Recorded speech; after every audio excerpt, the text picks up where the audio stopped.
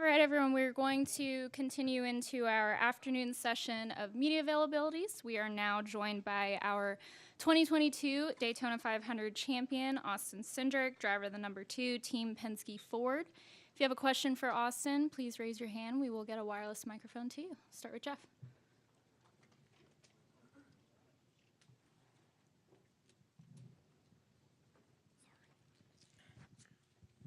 Since you gifted us with content last night, can you explain more, like, how did the keys get locked in your vehicle in the first place? And, like, from the pictures, it looked like there was a chance you could have gotten stuck there and still been there right now.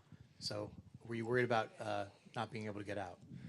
The danger of what we were doing didn't set in until a little bit later, but I'll get into that. So to clarify, the Airstream isn't mine, it's my parents'. So my dad brought it down here for the Rolex and organized it with the track to let us keep it here so we don't have to go back and forth. You know, it's only 2 or 3 weeks away. So in between miscommunications, there's really only one full set of keys. And that full set of keys ended up being locked into the trailer on purpose. Didn't quite know that at 8:30 at night. I had like a partial set, but it only does like the deadbolt and a few other things, which the door was locked. So trying to figure out where the keys are, nobody knows where the keys are. So the bed, like the sleeping bed, is like in the front of the trailer, and I know that it's on a hinge because last year when I was here, I was having to find fuses and stuff under there. Anyway, so the bed's on a hinge. So I'm like, all right, if I can crawl in there and get enough leverage to push up on the bed, I should be able to crawl out. So that's when I called Harrison, and I said, hey, what are you doing? He's like, nothing. I'm like, good, come here. So Harrison comes over. I'm like, I'm trying to figure out how to lift myself into here without like breaking the latch and all this other stuff, because my dad would kill me. So I had Harrison pick up my legs and shove me in. And from there, I realized I didn't have near enough leverage to pick up a bed because the hinge is like right here. And there was like about a foot gap that I would be able to get in if I lifted the bed up all the way. Zero leverage. I was doing more to like pick up all the other structure around me than the actual bed. So that was a problem. So then we decided it was a good idea to take off like the panel that separates the bed. So Phillips had screwdriver and took out like 20 screws, wood screws, and that couldn't pull off because it was stuck on something else. So about that time, enough people on the team and my pops had called me and said, look, the keys are inside. So whatever you're doing to break in, just keep going. So I'm like, all right, any means necessary, confirmed. So I tried to take off the panel, couldn't do it. So we tried to lift up on the whole thing to see what was keeping the panel from coming off. And as I lifted up, like some of the panels kind of moved and shifted the bed forward, and there was a bit of a hole. And I'm like, all right, Harrison, is there enough room for you to crawl in if I keep lifting up? So I lock out my arms, and Harrison shimmies through the hole in the side of the bed, and the rest is history. So Harrison brought out the keys, and the bed is still stable. You know, I kind of half-assed put it back in position, had to take some stuff off to make sure it wouldn't like move around. But yeah, that's how the Speed Weeks has started. I was going to go to the grocery store, have yet to do that, but I don't normally do the whole DO lot motorhome thing just because like logistics, you got to pay somebody, and I'm cheap, and it just doesn't. It doesn't like. I also like standing up in the shower. Like I can't exactly. I sit down in the shower in the Airstream because like I'm tall, so all of those things add up to me not doing it very often. But you know, Daytona 500 weekend, a lot of logistics here for a while. But yeah, a bit more fun than I thought I had bargained for yesterday. After my rental car was 2 hours late to getting to the airport, so I was already behind. So it's a good start. All right, following that great opening question, we are going to go to Kelly Crandall. Go ahead, Kelly. How the hell do I follow that? That's what I'm saying. I wanted to ask about the YouTube videos. The YouTube videos that Discount Tire and everybody's been putting out, looking back at last year's race. How neat has that been to just, has it helped it sink in further what you did last year, getting to relive it again? Yeah, I think so. And yeah, Discount Tire's done the defending Daytona series, and it's not just talking to me or any of my family members. It's everybody on the team and what everybody's individual experience has been. And through looking back on all of it, even directly after the race, those are the moments that adds gravity to that accomplishment, because I get to know what that race and what that moment means to other people within the team. Obviously, I know what that means to me.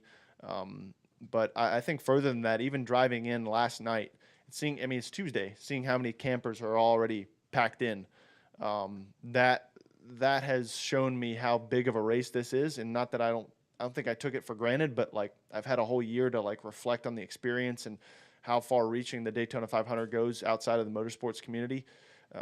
So I think this year will probably make me understand how big of a day and how big of a achievement that was. So I'm looking forward to the rest of the weekend and kind of getting my eyes open a little bit and a little bit of perspective. But yeah, hearing any events from within the team or what that means is special for me to hear for sure. Go to Zach in the middle.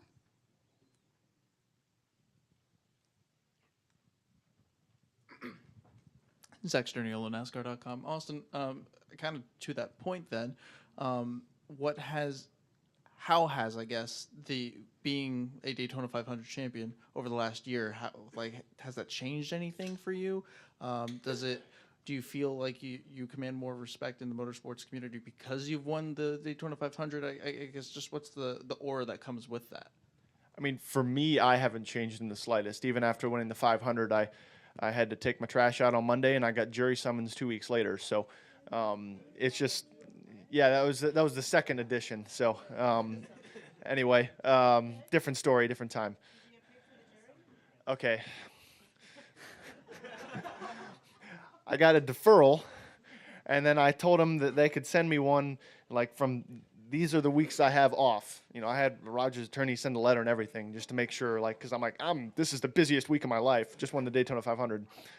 And so they followed up, and they sent me one in December. And, yes, I had to serve on the jury for a week and a half in December on a criminal murder trial. But like I said. Guilty or not guilty? Very guilty. So good life experience, horrible timing. Back to your question, which I've half forgotten. How does that change Austin Cindric? That doesn't change Austin Cindric at all, but it does change how I'm introduced and perceived. And some people will only and forever know who Austin Cindric is because he won the Daytona 500, and I'm totally fine with that. But it does change, and it did change throughout the entire year. Last year, it's not rookie Austin Cindric, it's Daytona 500 winner. I mean, even when Sam announced me, like, it almost seems normal now, which is kind of weird because, like, all of last year, it's like, oh, my God, I did that, didn't I? And I think, how I'm viewed or what people know me as or what people know me for sure. I think that changes. But for me, I approach this weekend just like any other race because I think you need to mentally because it is the start of our season. But otherwise, it's certainly something fun to reflect on and kind of gives you perspective on, big moments of your life and how you go about them and how you perceive yourself. And, yeah, certainly a lot more reflection than just any other race for sure. It was a murder trial. Iredell. Yeah, it's whatever. I've had an interesting off season, all right. Austin, because of your family connections are so strong with another major race, at what point did you switch from looking through that lens at what a big event is to looking through this lens at what this event is? Yeah, certainly it's hard not to compare the two, especially when, I'd been going to the Indy 500 since I was, couldn't even comprehend what I was watching. So the Indy 500 has always been a massive part of my life. Like you mentioned, a huge part of my family on both sides. So I don't think there's really any replacement for that, but for me, it's how is the Daytona 500 different? What makes it its own unique event? And it is, and I think that's fun to watch and fun to be a part of, and understanding, what this race means to motorsports versus what the Indy 500 means to motorsports. And I think they're two different things, but, I think, after last year and some of my success, I guess if you look at the Cindric family as a whole, we're no longer defined by Indianapolis, and I think that's kind of cool to think of, my impact on that just throughout our family, and as much as racing has influenced, everybody else's path in life under the Cindric name. It's cool to know that I've had that influence and maybe made things a little wider reaching. Any additional questions for Austin? Go back to Zach. Oh, okay. We can go to you. Okay. We'll go to Greg and then to Zach.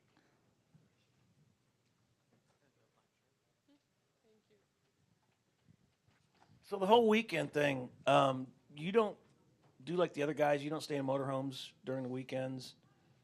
Not most races. I'd say I made a list actually last year. There's about 4 or 5 that I picked out last year. I ended up doing 3 or 4 of them.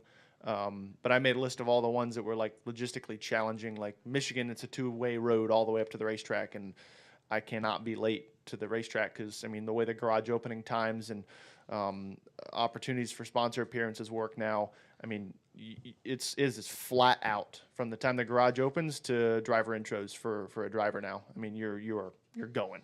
So, making sure you're on track, at the track early enough and being in the right place and proximity, places like Pocono or Michigan or Talladega, you're not staying close enough to the hotel really for race days. So it's more just a logistical thing for me than anything else. I don't mind sleeping in the camper, but like I said, I'd much rather somebody else make my bed and stand up in the shower and all the other things I described. But it's fun. But I see the motorhome life, the DO lot life as, if you have a family, if you have a bunch of friends coming every race, like those people do need somewhere to be and hang out. Like, you can't just bring your girlfriend and your mom and they hang out in the hauler with the pit crew guys before the race. Like that's probably not, these guys are here to do their jobs, but I do think I'm probably a bit unique because my dad has somewhere to go when he's here. He's not just, a fan or a bystander. So, and kind of the same with my mom, honestly. So, I feel like I'm a bit unique in that respect. I understand the need for it, but I wouldn't see me doing it full time for quite a while. Thank you. You don't have full access to RP1?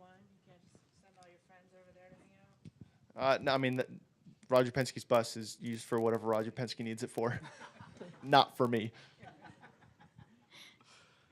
I'm curious if you've had any sort of relationship with Kevin Harvick. I know this is only your second full-time year in the Cup Series, but as he's getting ready to transition out of the car and into the TV booth, have you had any sort of relationship with him, and just what's been your take on his career?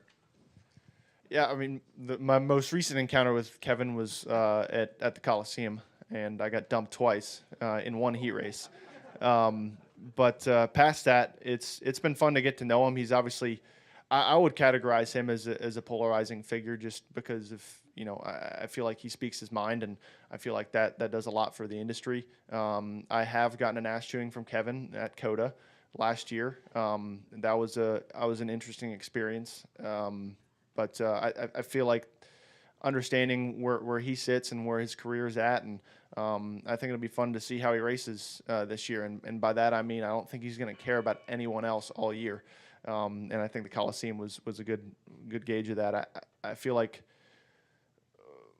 probably one of the cooler experiences I've had with Kevin was my go-kart garage is in proximity to the guys that take care of his stuff. And I got to see Keelan go out and drive for the first time and kind of see how he reacts and just understanding that. And, Keelan coming back in another time and having a donut on the side of his go-kart, and he was so excited about it. And I can remember the first time I got a donut on my Bandolero, and I thought it was the coolest thing ever. So just kind of almost parallel paths or in some ways, and seeing how, having a kid and driving, I would never want that, but I'm sure he can't really avoid it. But yeah, I would say that was probably one of the cooler experiences I've had with him. But otherwise, I expect him to be full throttle all year for sure. Any additional questions? Okay, go ahead. Yes, I was here last year. This is Alan from the Alan and Aaron Sports Creator Show. I was here last year when you won. Coming into the pit and showing up, did you feel as if your peers have maybe treated you a bit differently now that you won it last year? It's hard to say. I guess you'll have to ask them because I don't. it was the first race for me really as a full-time driver, and I'd only done a few other cup races. So with a whole group of competitors that I don't know or hadn't raced against before, I don't really know if I had a baseline of what racing Austin Cindric would be like beforehand. So I guess I did it early enough to where if there was an effect, I didn't recognize it. It was probably just more normal for me, I guess. Holly, we'll go to Holly next.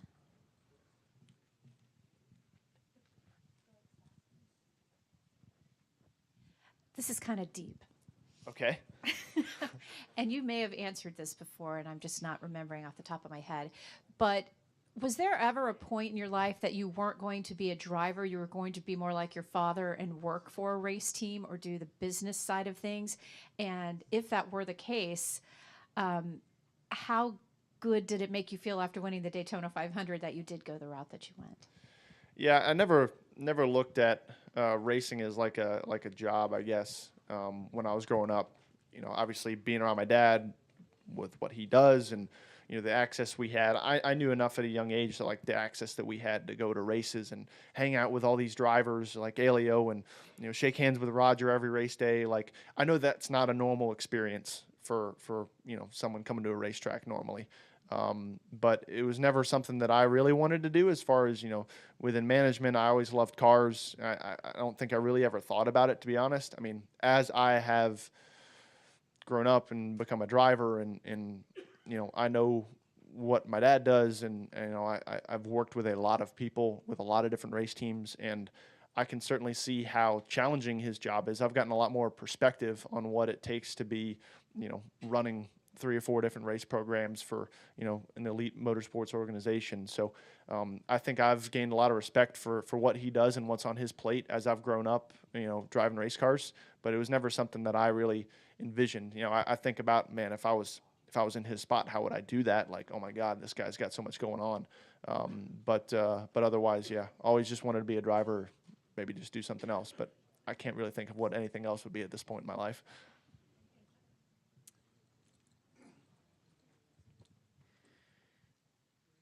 Elio came pretty close to getting a ride, or at least he was in discussions with a ride this year at Daytona. That would have probably been the first time you ever got a chance to race with him. What would that have meant to you?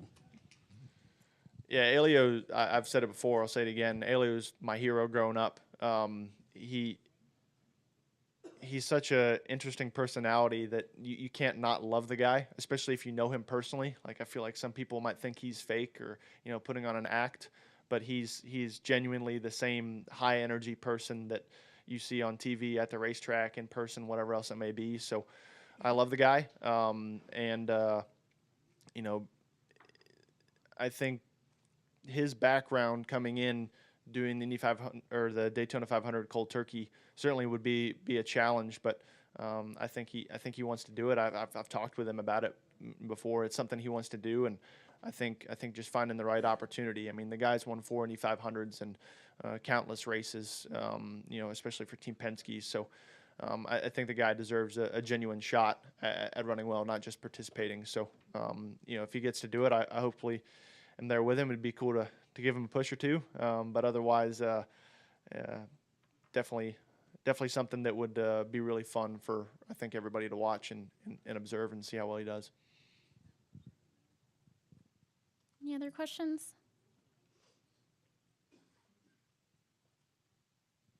All right, Austin, thanks for joining us and good luck this week. Cool. Thank you.